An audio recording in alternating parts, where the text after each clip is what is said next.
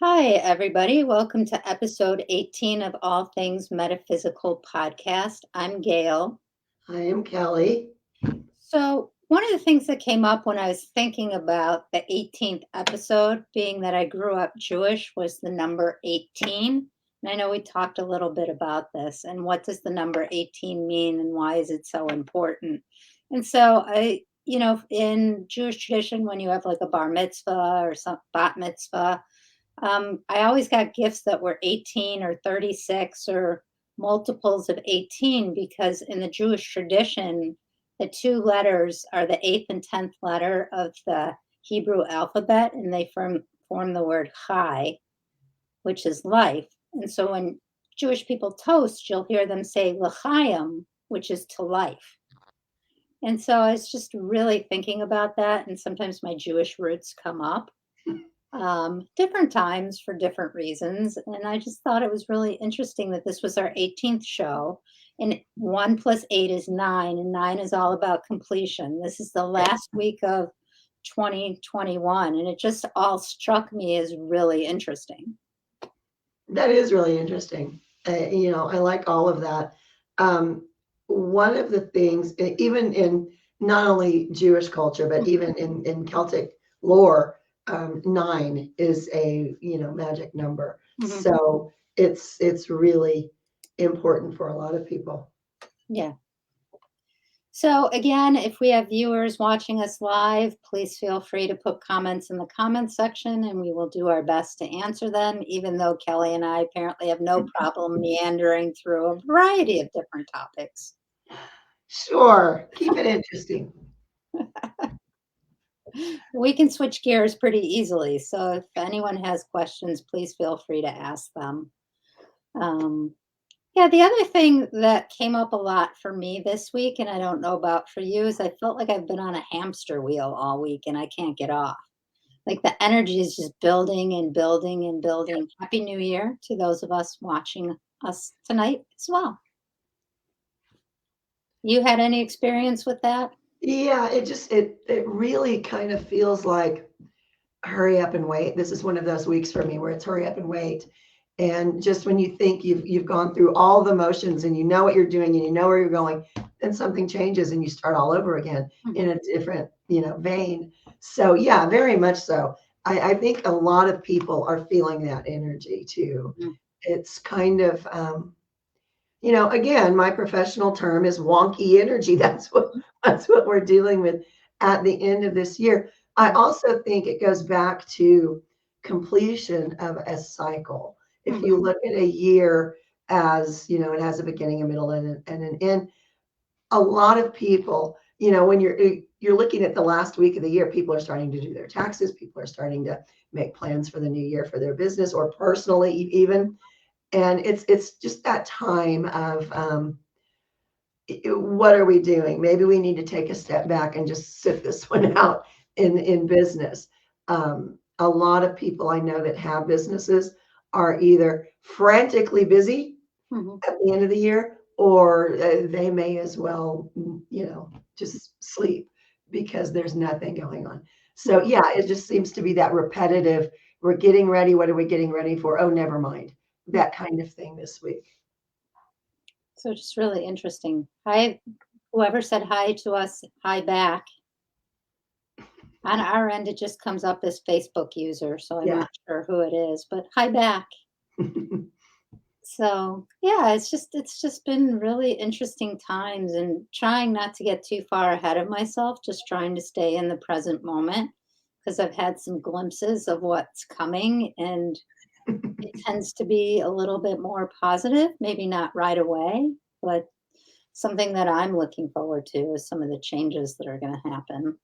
Yeah. So, Yeah, absolutely. I think so many people that I know are feeling like something is happening. They're not right. They don't know what it is. So they don't know if it's a good thing or a bad thing. But I think a lot of people are feeling that same thing.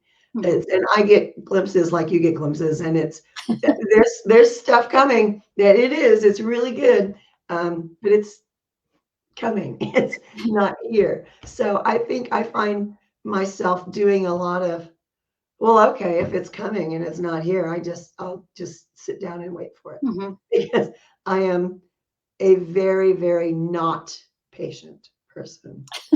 Um, I'm like, no, now, now is good. I want now. And sometimes we need to internally prepare, even if we don't realize that's what we're doing. Mhm. Internally, we're preparing ourselves for changes. As much as I'm very much like you, I want it now, and I think so much of the culture, because 'cause we're in the United States, is that instant gratification that we don't know how to wait anymore. At the same time, like, knowing some of the things that 2022 are gonna bring, I'm like, I'm kind of excited about that and can wait for that to happen because I Right, don't want to push it along too quickly because otherwise it's not going to stick what's right. coming. So we just have to be patient with all of those things. Happy New Year to everybody. All the comments so far have been Happy New Year. Yep. Yeah. Happy New Year, everyone. Um, Kelly and I are really grateful for this opportunity to do this show for you guys. I mean, it's something Kelly and I have talked about for years. Right. And it was just never the right time. And again, I think it's so ironic going back to how we started that this is our 18th episode, which is a 9 on the last week of the year. Because we didn't plan that when we started out. We just picked a date and started. We didn't count out how many weeks would be till the end of the year. So it's so fascinating to me. Sometimes I get lost in all of that. Yeah. Yeah. You can think about it until you're not sure where you are or who you are. But yeah, that's always interesting to me. This is like the third or fourth time that has happened with a show I did, where everything came to a logical conclusion at the end of a year, at the end of a cycle. Not that we're going anywhere, we're staying here, but it is interesting to wrap up a year doing this show and having it be the 18th episode. Very interesting. Anything that you've taken away from the show so far? Um, I love the show more than anything else that I do. And I have taken away that I should really trust my instinct more than I do because way back when, like years ago, when we started talking about how it would be fun to do a show together, I don't know why we didn't. It must have been timing, or Mhm, maybe we were waiting for, the ability to do a video show. Um, but it's really been, even though we haven't gone all year, it's really been probably the most gratifying thing of this year. mhm, Um, it's really comfortable, and I feel like we are getting a lot of information out to people who are looking for it. mhm. And it's just that's this is what I'm most proud of this year, actually.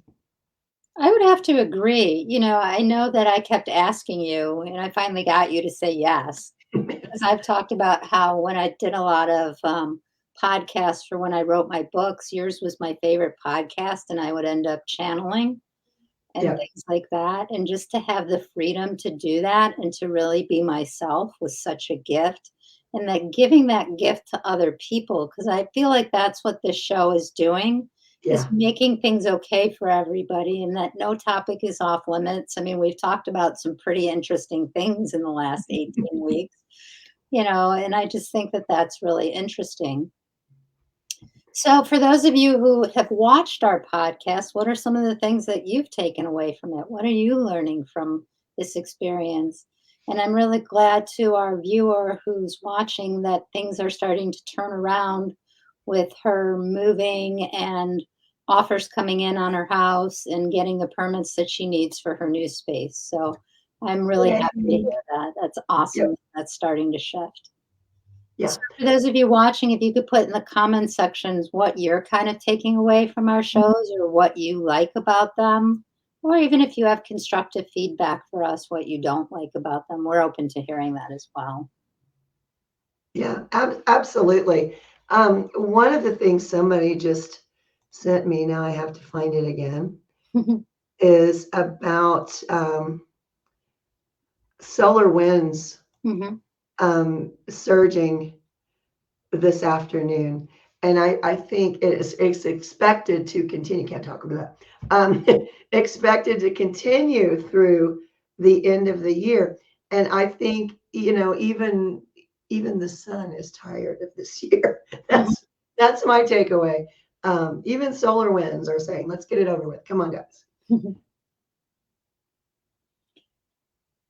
So one of the comments that we just got was today openly and honestly asking guides for signs and getting them in a timely manner. So, That's good. That's very good that you're experiencing that. Mine seem to have a sick and twisted sense of humor, and they like to show me a piece of one. Um, I think I told you one time I was really upset about a situation I could do nothing about, mhm. and I went around a corner in my house and literally saw an angel holding a sign. This is your sign. That's how they deal with me.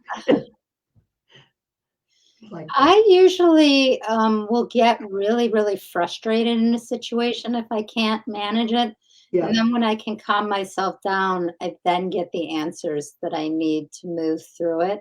right. Sometimes I just get really worked up. My brain is so active that I just get stuck in it sometimes, and I need people to remind me to slow down. And I'm really good at solving other people's problems. Like that's one of my nicknames is that I'm a problem solver and things like that. It's So just one of the other things that's happening for some of our viewers is they're now getting messages and songs and music playing in their head because we spent a lot of time talking about the metaphysical jukebox. yep. My favorite thing that they do with me sometimes when I'm not grounded or I'm not present, they'll sing the Glades plug it in commercial to remind me to plug myself in and get grounded and get present. And I start laughing every time they do it. And then Yep. one of the other songs that I shared is when I was leaving a job for 3 weeks before I left, every time I was quiet or had a minute to myself, they would sing the song by Europe, "It's the Final Countdown." My spirit team thought that was hysterical and sang it day after day after day. I actually got that song when I was about to file for divorce. It's the final countdown, and I'm like, really? Really? Yeah. But yeah. Well, sometimes we do need to be reminded that it's actually a good thing that's happening, even though we really struggle with some of it. Well, I think sometimes we struggle with things too, because at least for me, Mhm, because I can see like a puzzle and I mhm. can see all the pieces and how they could go together. And my head gets wrapped around, oh, but it could happen this way. See if you move this here and that there and this thing. And oh, look, it's a corner piece, and I just, it takes me a while to work through that. Maybe I don't have as many answers as I think I do. And then they usually laugh at me. I audibly hear laughter so much in my life because they're just like, let's see what she's gonna do this time.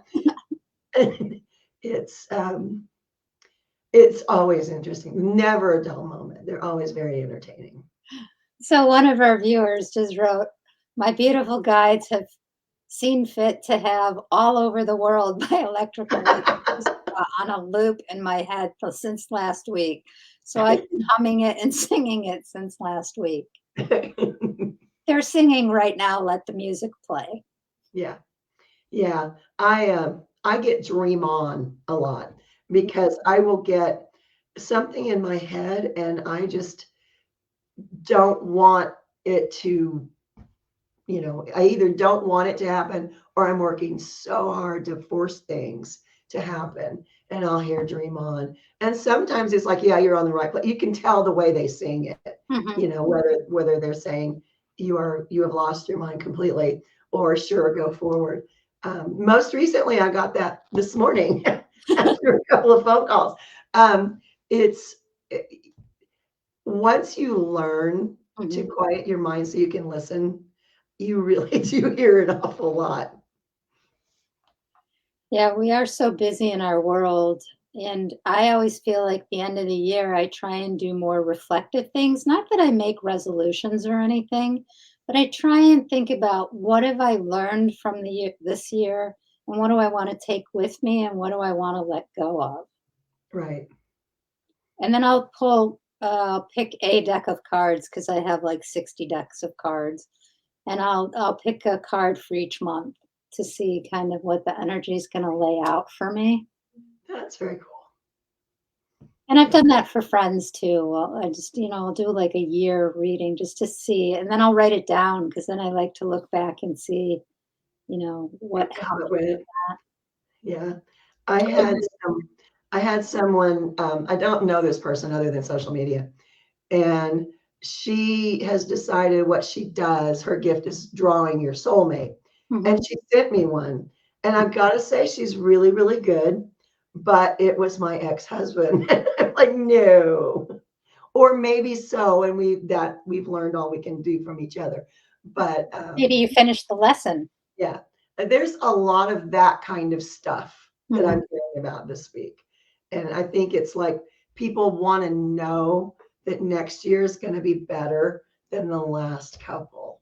And it's kind of an interesting week, very interesting week. It's a little intense, that Mhm. hamster wheel, and we're all on it because Yeah. that's the energy on the planet right now. So, And somebody just hit the turbo button. Yeah, that's exactly what it feels like. It's eh, it's shifting. I feel it shifting. But, a couple of days ago, somebody called and said, "Hey, how are you?" And I went, "I think I died." You know, it's just so much energy just whoosh. And it's mhm. like, whoa, I may be on the other side now. And I've heard that from so many people. It's Mhm. like, I feel something and I don't know what it is, but it isn't particularly pleasant. And that is shifting. I know that I've gotten a lot of requests from friends to do a lot of healing work. Yeah, that It's too. not usually something that I broadcast about myself, but in the last like couple weeks, I've gotten a lot of requests from people to help people either heal from COVID. And I'm like, I'm not going to do that. I will send whatever energies for the highest good because sometimes Right. a person needs to transition. And I had to give a friend of mine a really difficult message to give to her friend about her sister. I'm like, her sister's not staying. So I'm not going to send healing. I'll send whatever she needs to help with whatever path she's on. Don't you think that so many more people are like dying all of a sudden? I mean, I realize people have always done that, but Mm. it seems like so many are choosing, I'm going to exit stage left here, and they're gone rather than working through an illness or whatever it is. Okay, so maybe we should have this discussion because we talked about before starting. Should we talk about like duality versus 5D? Sure, let's go. And I know that 20 years ago, when my third eye opened, reopened, my third eye was very open when I was little. I saw that the planet had to get lighter for us to make the jump to the fifth dimension. There were too many souls and too much energy to help to be able to make the leap from third to fifth because we're not going to the fourth. We're going to Right. jump over the fourth dimension and we're just going to go from the third to the fifth. And you start to hear about it because people are talking about heart center and things like that. So it's starting to permeate our culture and we're starting to see it. What are your thoughts on it? I think that's pretty much what it is people are starting to wake up, Hmm. for lack of a better term. I really don't like that term, but for lack of anything else, um, too many people are stuck in, oh, I have to do this now because everyone else is supposed to do this. And that's not kind of the way it works. You can't just say, okay, well, I guess I have to do this now. That's not a good way to look at it. Hmm. Um, 5D is all about oneness. We're all one. Hmm. Um, a lot of people are stuck in the duality of ego, and that's the way I explain it. Because if you're looking at, well, that's bad, that's good, that you're clearly coming from ego, Hmm. and to get away from that is very, very painful for Hmm. a lot of people. But that's where we're going. Whether Hmm. you come with all of us or you stay behind, that's ultimately what's going to happen. Um, I find that too many people are stuck in that duality. Well, if we're all one with everyone and no one is bigger or better or badder than anyone else, well, what about all this stuff I want? And that's, you're stuck in your ego, and it's gonna take you a while. It'll take a while. That's okay. That's your path. It's okay. Nothing wrong with that. But that's what we're talking about with 5D is really oneness. Mm-hmm. And even in the way things have been, I think more and more people have realized we are all connected. Mm-hmm. Why is there a cat in here? Never mind. But that's the way I explain it to people, is that, once you get out of 3 and you go to 5, then you're going to be, it's all about oneness. It's Mm-hmm. not about this is good and this is bad. Because when you're sitting back and you're judging things, that's an ego call. So I know that we both watched The Matrix Resurrection that came out this week Hmm. or last week. Any thoughts about that? And really, because I think it goes with 5D and what's really real. I've always said that reality is what you choose to see. Mm-hmm. When I was little, I would try to catch the things I saw. And what I was seeing was a grid. I was seeing a grid. And I was very little, and I would watch it, and every once in a while a line would move. Well, it didn't go this way though. They usually went this way or diagonal. And I would look at them and I would try to stop it and try to push it back down. And my mother thought I was absolutely an insane person and told me that I was making it up. It was really, a bad thing to do. Everything that I did was bad. You know, you fly up on top of your chest of drawers and you're a bad kid, who knows? But I still, when I watch things like The Matrix, it it really makes me think about what I saw Mm-hmm. earlier in my life, because I remember I wrote a report one, well, it was supposed to be a paper on something else, which I found boring. So I wrote it about um, what if we are not who we think we are, and we're not what we think we are. How And old what were we, you when you wrote that? I was 10 when I wrote that, and I got sent to a counselor. Yes, I did. But that was always the way my brain worked when I was a kid. And so seeing things like The Matrix, and I have devoured all of those movies. Mm-hmm. Um, the fun thing is that with HBO Max, no commercial there. I can watch it as many times as I want.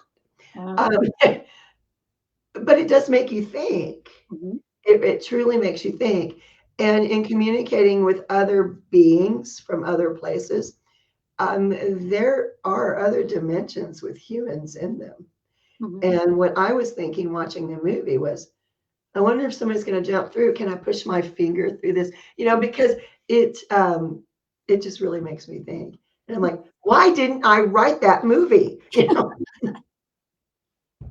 What do you think about it? Um, when I watched it, well, I love those movies to begin with because I love the fact that it's a conversation out there now, Right. and that people who aren't necessarily on the metaphysical path are still completely interested in it and really trying to figure it out. So I love what they do, like all those kinds of movies. Yep. Um, and then so like at the end of it, I was like, well, what really is real? What is our concept of reality? And I've always thought about it more like we're all on a holodeck. And as a Right. consciousness, Right. this is what we've created. So if we've created this and we don't like it, what would we like to create going forward? Like if we could jump to a new holodeck and kind of start over, what would we want to create differently? Or would we end up making the same mistakes and doing the same things? You know, And that is the philosophical question. Well, and to blow some people's minds, we're not the first incarnation of humans on the planet either, which Mm-mm. I have a really hard time hearing. We've kind of destroyed ourselves before, and that's so much about what like the harmonic convergence in 2012 was all about is were we going to move past destroying ourselves again, or were we going to be starting over again? And we've moved past it. I mean, we're here to stay and we're here to make the leap and we're here to move into new dimensions. And so that's really cool. And which is why so many people who have gifts and abilities and remember them are here now, and why we're all having conversations like this to help us all remember who we really are and what we're really supposed to be doing.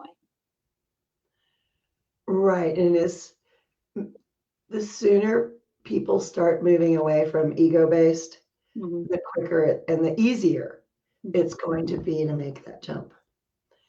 Um, It's not gonna be a utopia by any means. no, no, There's no, still no. gonna be issues, and there's still gonna be things going on, and there's still gonna be choices as humanity we have to make, and how we continue to all work together. Like, I've heard so much stuff in the last couple days about free energy. Yeah, I'm I've sure heard the power companies aren't really enjoying those discussions. no, no. In fact, at least where I am, we have a power co-op and they are kicking and screaming, even moving to solar, much less anything else. Um, it's interesting to me how many children coming into the world today are perfectly fine with talking about different dimensions and different worlds and different beings. There was a social media post that I saw a long time ago about what we really are is a science experiment on an alien child's desk that he got a C on. And I guess somehow or another, this child I know saw that and he didn't find it funny. He said, well, yeah, let's push for a B, shall we? And I just thought, wow, but that's my experience. I'm around a lot of younger people, Uh, and that's been my experience with a lot of them. They really do see, uh, you know, and they will say, I've heard them say to other people, "You're coming from an ego. Let's get out of your ego a little bit." And it sounds like such a mature thing to say for somebody who is, in elementary school. right. I recently downloaded the book by Dolores Cannon, who did a lot of work with people in past life regressions and got a lot of information. And this fits in with what you're talking about. So, one of her books was called The Three Waves. And it was the three waves of volunteers who came to Earth to move it to where it needed to go. And the young kids who know all this are the third wave. Right. Our generation, mine and yours, is the first wave. We came back to seed everything and to plant everything and to help everyone pave the way. The next ones are like 20s to 30s, 20s Mhm. to 40s. And then the kids like 10 to 20 are the new wave. And you can tell when you interact with them that they see the world very differently. Yeah. Yeah. Yeah, I'm preparing my garden for spring planting, and I had a couple of teenagers out here, quote unquote, helping. They were playing with the dog, but anyway, they were helping. And a hawk flew by, and I heard them talking to each other. Did you see that hawk materialize? It came from no. All of a sudden, boom! It was there. Did you see that? Mhm. And I'm listening, and I'm kind of going, "Yep, okay."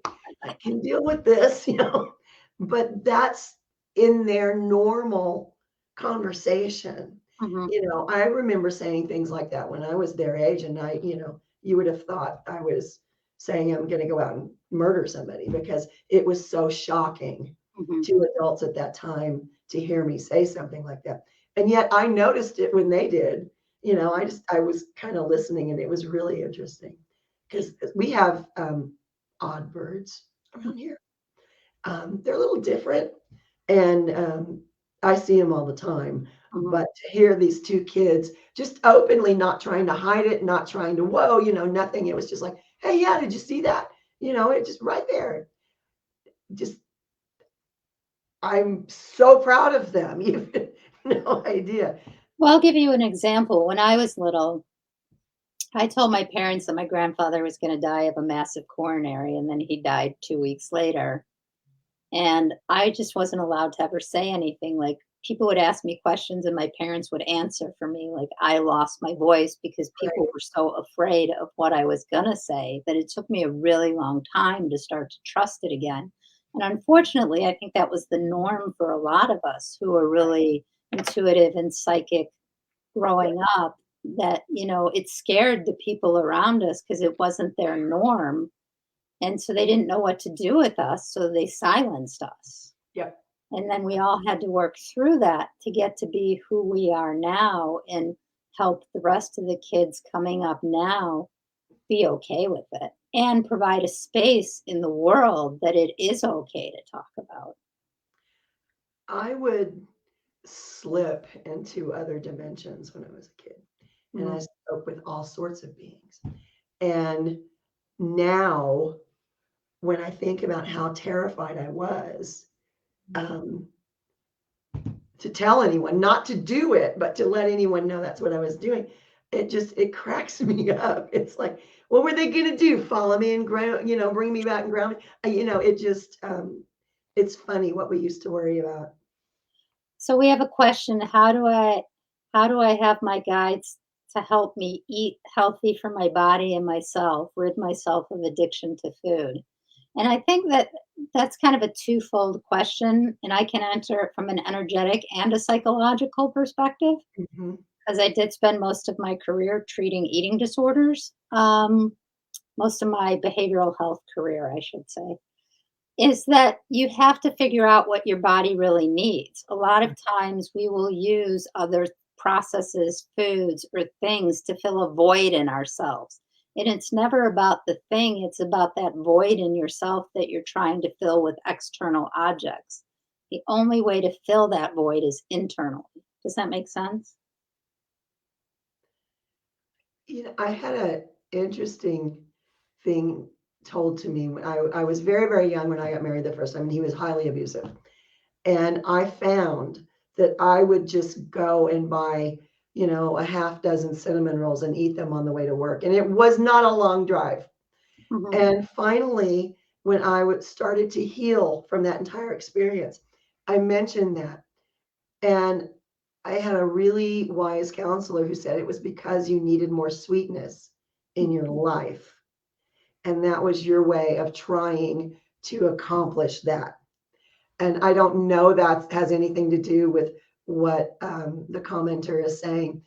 But if you ask yourself, what am I going through? You'll probably find your answer as to what it is you're trying to give yourself. They've actually done studies. When people are angry, they want crunchy foods. You're gonna eat, like, Interesting. pretzels or celery or carrots, things that make noise, that have some aggression to it. When people need nurturing, they generally crave, like, puddings or sweet foods or things like that. So, it's really interesting to start to ask yourself, what foods are you really eating and how often are you eating them? And our brains can become addicted to the sugar aspect of Yeah. it, just like the alcohol, you can become addicted to alcohol. So, really starting to look at those patterns for yourself and what does that all mean for yourself? Yeah. What helped me was journaling. I Mhm. would literally write down, I really want to go and buy cinnamon rolls. I don't know why it was cinnamon rolls. I'm not particularly fond of them, but at that time in my life, that was my thing. Well, I And think the question to ask is, did cinnamon rolls play a role in your childhood? Was it a time where you felt nurtured, or was a reward, or it was something that, and those are the kinds of questions that you have to ask yourself is what did the food represent? Because it's never about the food, it's about the role. Like, I had an experience in a group I was in where this person wouldn't eat apple pie, and that was what we were eating in the day in treatment. And it turned out that her mom had just baked an apple pie, and then her grandmother died. And so she associated the apple pie with those memories and could never eat it again. And once she was able to connect that, she never had a problem eating apple pie again. right, that's it was funny to me. I've kind of studied how your brain works anyway, but it was really funny to me that if all the things. And I was buying cinnamon rolls at a donut store. You would have thought it would have been just, but it was something about the cinnamon. I just needed the cinnamon at that time in my life. But when she said to me, it was because you needed more sweetness in your life, had nothing to do with food. You were filling a need. Mhm. And that I realized, what do you know? And that's when I started studying psychology, because before then I'd been all about business, and I went complete. The other thing I just want to say is oftentimes when people are craving certain foods, and a lot of times it's carbohydrates, Yeah, because one of the things that carbohydrates does is it increases our serotonin level in our body. So if we're really depressed or really sad or really struggling, well, we won't know that's what we're doing, but that's what we're doing. We're trying to naturally raise our serotonin levels so that we feel better. yeah. It for me anyway, it was all about becoming more mindful Hmm. of not only what I was doing, but why I was doing it, because I was just on autopilot. Hmm. And to this day, my daughter laughs about cinnamon rolls. Neither one of us can eat them to this day. It's like too many, you know? But our brains are very, very fascinating to me, and Hmm. why we do what we do. But if you kind of pay attention to what you're doing and what triggers, I know I was more likely to leave work and go back and get cinnamon rolls when I'd had a phone call from my abusive ex. Hmm. And when I realized that, I was like, okay, well, that makes sense. And When it's, yeah, pay attention. when we really start to think about how powerful the brain is, think about people who have been diagnosed, now they call it DID. It Right. used to be called multiple personality disorder. But different personalities can have different physical illnesses. What part of the brain are they using to make those changes that the rest of us aren't using? When you really stop to think about that, it's really interesting because if one personality has a blood test, it's fine. If the personality that has diabetes has the blood test, they have diabetes. What's going on in the body Yeah. from an energetic standpoint and how powerful the brain is that it can change the whole body chemistry. I have a theory. It's an out there theory. I'm warning you about people who have multiple personalities. I really think it is a glitch in the matrix, if you'll excuse the saying. I think it's them in other dimensions with other issues, and occasionally there is a glitch, and the wires get crossed, so to speak. I Um, also think that trauma sometimes can create it. You get fragmented into, and you need protectors and you need people that make you feel safe that you didn't have growing up. So you right. create it all within yourself as well. So, I mean, there's lots of different theories to it. And apparently, we're talking about psychology today. So, Oh, that's interesting. cool to know. From an herbal standpoint, cinnamon is good for helping with depression. I was certainly going through a lot during that time. Mhm. It was, I've in work that I have done through the years, I've done a lot of volunteer counseling or coaching or whatever, with mentoring with battered women at shelters. And one of the things that always comes back is nobody expected to be there. You don't get married saying, you know what, I'm looking for the most abusive man I can find. And yet, so many women have done that. And every single one of them would tell me, I married the devil. I'm like, no, you didn't. Trust me, you didn't. And that's, it was a very, very dark time. Mhm. And while no one ever diagnosed me with depression, I know I was. It was, yeah, I'm under the firm belief that you could go to a psychiatrist's office at different times in your life and get diagnosed with a whole bunch of things yeah, yeah. because we all struggle at different points and it just depends what kind of help we reach out for. I do believe people go through bouts of depression at different times in their life.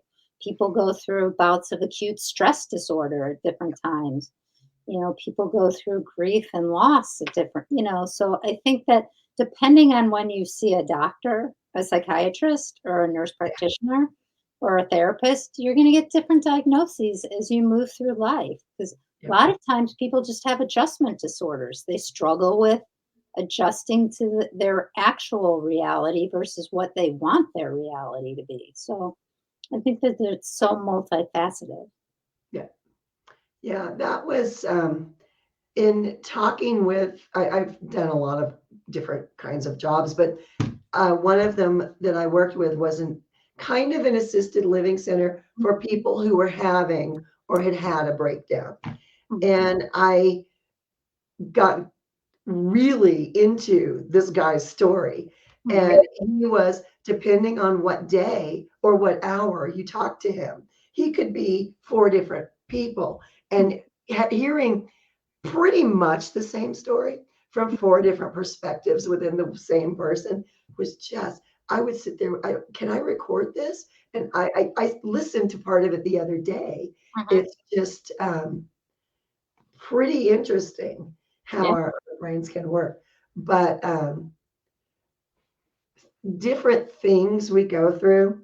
And I posted this on Facebook not too long ago. Mhm. Um, really traumatize us where maybe somebody else wouldn't be as traumatized. Mhm. It traumatizes, somebody else. But one thing I have learned is that bruises and bones are easier to heal than some of the mental abuse Mhm. that happens to people. Generally speaking, you don't get a super physically abusive person who is also mentally abusive. Generally, that's, and at least in my experience, seem to be two different people. But it is fascinating what makes one person want to be or think they can't help but be abusive, where somebody else wouldn't think of being physically abusive, but they can sure rip you apart with words. It's fascinating. I'm going to take us down a rabbit hole really quick. Cool. One of the thoughts going through my mind is how much of this plays into our soul lessons and our soul contract of what we need to work through in order to evolve to the next level. Because sometimes we pick the lessons because it's the fastest way to work through it. No Yep. one's there telling us, well, maybe you shouldn't do this. This is going to be horrific to go through. You're like, as a soul, you're like, I'm going to do it this way because I'm going to burn Yep. through karma as fast as I possibly can. So, I Yep. mean, I always try and look at it from, like you were talking about the puzzle, I try and see it from all the different perspectives as well. Yeah. So, with that, anything else you want to cover on our last show of 2021 when you're done coughing? Yeah. You can tell when my cough drop is completely dissolved. Hmm. It's a funny thing that happens around here. Um, I don't think so. Okay. All right, everybody. Thank you for those who tuned in live. Thank you for those of us who are going to watch us at a future date. And if you have questions, reach out to Kelly, reach out to me. We want to cover all the things that you guys want to talk about. Thanks Yep. for letting us be a part of your journey on the third rock from the sun. Just had to say it once. And we look forward to seeing you in 2022. Take Yep. care, everybody. Have a safe New Year's. Very safe, please. And Happy New Year's. Bye. Bye.